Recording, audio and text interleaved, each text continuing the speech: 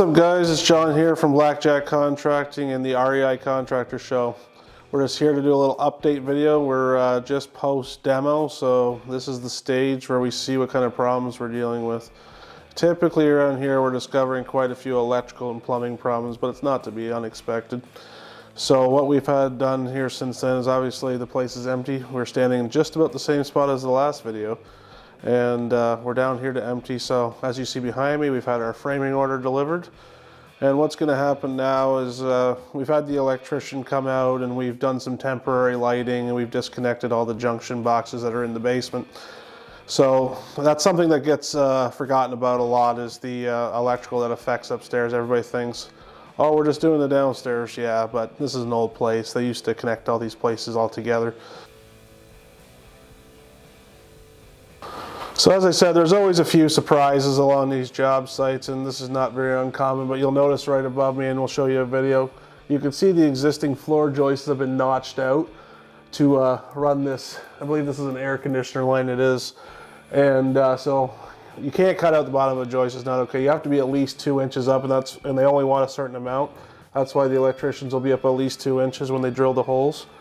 So what's gonna have to happen here is that depending on the area and your inspector, but this, I know this inspector is going to allow, we're just going to sister these joists, which means we're going to take another 2x8, which matches the existing floor joist, and we're going to glue and laminate it and nail it together to pick up the strength of this section to be notched, and we'll carry it over top of the beam. So just don't be surprised when you see things like this. They're easily overcomable, and but you just don't want to let those go, because there's going to be problems in the future.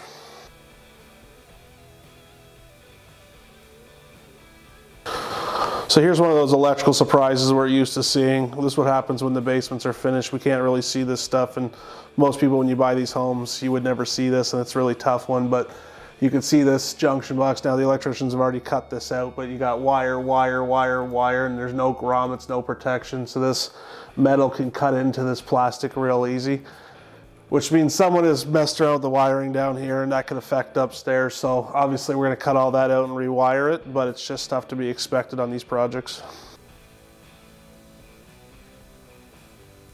Okay, when you're house shopping and ready for one of these projects, especially on the legal second suites duplex conversions, one thing you have to be wary of is the water service. So here, as you can show on the camera view, we have a 1/2 inch water service. This is very common in the 1940s, 50s, 60s bungalows. Unfortunately though, it doesn't give great water pressure. And one thing you got to consider is now you're going to have 2 families here. You're going to have double the water load. Now, a lot of the city inspectors in city areas are starting to mandate we update these to a 3/4 inch or a 1 inch, which will be noted on your drawings. But just something you need to be aware of the cost. This is usually between $3,000 and $5,000 depending on the house situation. And so that's going to bring it up to a 1 inch. One major advantage for your tenants is you're going to have much better water pressure. It's just something you want to check out right away so you can expect the cost.